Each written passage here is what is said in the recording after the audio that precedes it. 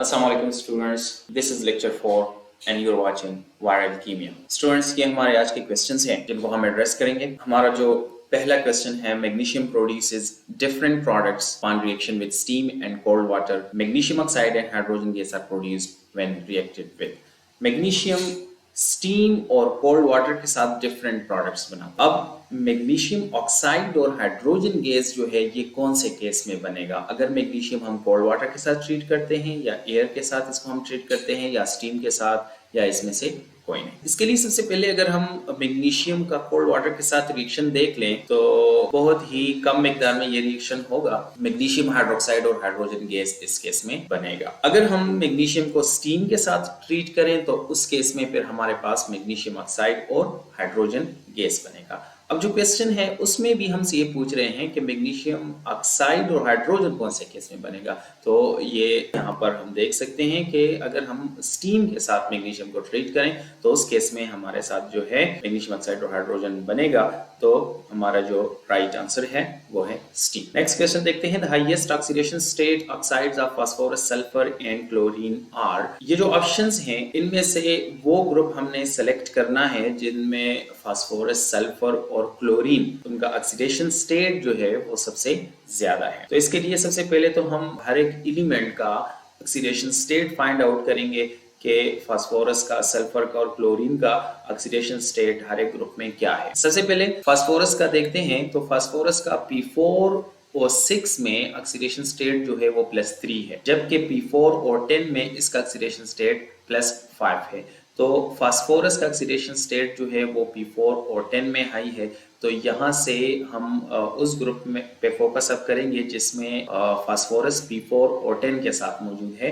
तो option C और D में P4 और 10 है। तो इन दोनों ऑप्शंस में हम अपना आंसर ढूंढने की कोशिश करेंगे। सेकंड सल्फर है। तो सल्फर दो चीजें यहाँ पे मौजूद है, सल्फर डाइऑक्साइड है और सल्फर ट्राइऑक्साइड है। सल्फर डाइऑक्साइड में +4 ऑक्सीडेशन स्टेट है सल्फर का, और ट्राइऑक्साइड में +6 है। तो यहाँ पे जो ज्यादा ऑक्सीडेशन स्टेट है वो SO3 में है। तो इनमें से SO3 यहाँ पे मौजूद है, लेकिन P4 और 6 है। P4 और 6 में फास्फोरस का ऑक्सीडेशन स्टेट कम है और SO3 फिर यहाँ पे P4 और 10 के साथ मौजूद है। तो ये वाला ऑप्शन इस पे हम फोकस करेंगे। थर्ड जो है वो क्लोरीन है। तो क्लोरीन भी यहाँ पे दो किस्म के ऑक्साइड्स मौजूद हैं, Cl2O और Cl2O7। तो Cl2O में हमारे पास जो ऑक्सीडेशन स्टेट है वो +1 है क्लोरीन का, और O7 में ये +7 के फॉर्म में मौजूद है। तो अगर डी ऑप्शन पे हम गौर करें तो इसमें P4 और 10 भी है, जिसमें हाईएस्ट जो है फास्फोरस का वो हमारे पास +5 है। सल्फर ट्राइऑक्साइड भी इधर है जिसमें सल्फर का +6 है, और क्लोरीन भी यहाँ पे मौजूद है जहां पर क्लोरीन +7 फॉर्म में मौजूद है। तो हमारा राइट आंसर जो है वो डी है। नेक्स्ट क्वेश्चन जो है, the strong acidic oxide in the following is. ये जो ऑक्साइड्स हैं, sulphur dioxide, sulphur trioxide, phosphorus pentoxide और डाइक्लोरीन हेप्टाऑक्साइड है, इनमें से स्ट्रॉन्ग एसिडिक ऑक्साइड हमने फाइंड करना है। तो स्ट्रॉन्ग एसिडिक ऑक्साइड के लिए कुछ चीजें जो है वो हम जहन में रखेंगे। एक तो ये कि इनका वाटर के साथ हम रिएक्शन देखेंगे कि वाटर के साथ ये कौन सा एसिड जो है वो बनाते हैं, और दूसरा ऑक्सीजन की तादाद की बुनियाद पे भी हम देख सकते हैं। जनरली हम बात कर सकते हैं कि जिस ऑक्साइड में ऑक्सीजन की मिकदार ज़्यादा हो तो वो ज़्यादा एसिडिक होता है। तीसरी चीज़, ज़्यादा नॉन मेटालिक एलिमेंट का जो ऑक्साइड होता है वो ज़्यादा एसिडिक होता है। तो ये तीन चीज़ें हम देखेंगे। सबसे पहला जो है वो वाटर के साथ रिएक्शन है। तो सल्फर डाइऑक्साइड जो है ये वाटर के साथ रिएक्शन करके सल्फ्यूरस एसिड बनाता है। सल्फर ट्राइऑक्साइड जो है वो सल्फ्यूरिक एसिड बनाता है। फास्फोरस पेंटाऑक्साइड जो है वो फास्फोरिक एसिड बनाता है, और डाइक्लोरीन हेप्टाऑक्साइड जो है वो परक्लोरिक एसिड बनाता है। अब अगर इन चारों एसिड्स पे हम गौर करें तो इसमें सबसे ज्यादा जो स्ट्रॉन्ग एसिड है वो HClO4 यानी परक्लोरिक एसिड है। सल्फ्यूरिक एसिड भी स्ट्रॉन्ग है, H3PO4 को भी हम स्ट्रॉन्ग कह सकते हैं, लेकिन रिलेटिव स्ट्रेंथ यानी pKa वैल्यू की बेस पे अगर हम देख लें तो HClO4 जो है ये सबसे ज्यादा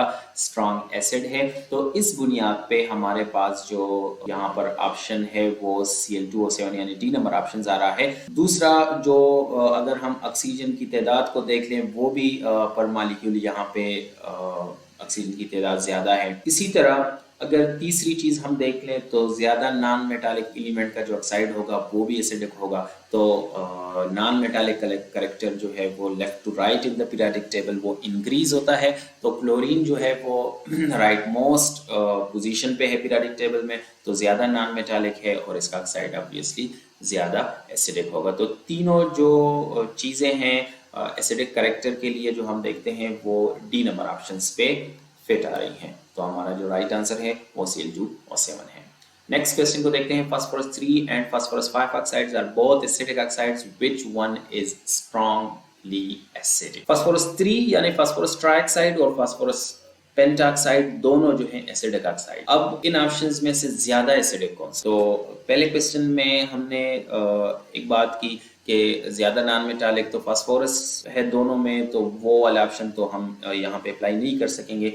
दूसरी चीज जो हमने वहां पे अप्लाई की थी वो नंबर ऑफ ऑक्सीजन एटम था। तो नंबर ऑफ ऑक्सीजन अगर हम देखें तो दोनों में फास्फोरस पेंटाऑक्साइड जो है यहाँ पे ऑक्सीजन जो है वो ज्यादा होंगे। तो उस हवाले से बी नंबर ऑप्शन जो है वो सुटेबल ऑप्शन होगा। थर्ड चीज हम वाटर के साथ रिएक्शन की बेस पे देखेंगे कि ज्यादा एसिडिक सोल्यूशन कौन बनाता है। तो अगर हम पेंटाऑक्साइड को देखें तो ये वाटर के साथ फास्फोरिक एसिड बनाता है, और अगर हम ट्राइऑक्साइड को देखें तो ये वाटर के साथ फास्फोरस एसिड बनाता है। तो फास्फोरिक एसिड फास्फोरस की बनिस्बत ज्यादा एसिडिक है, और ये चूंकि P4O10 से बन रहा है तो फास्फोरस पेंटाऑक्साइड जो है this will be our right answer.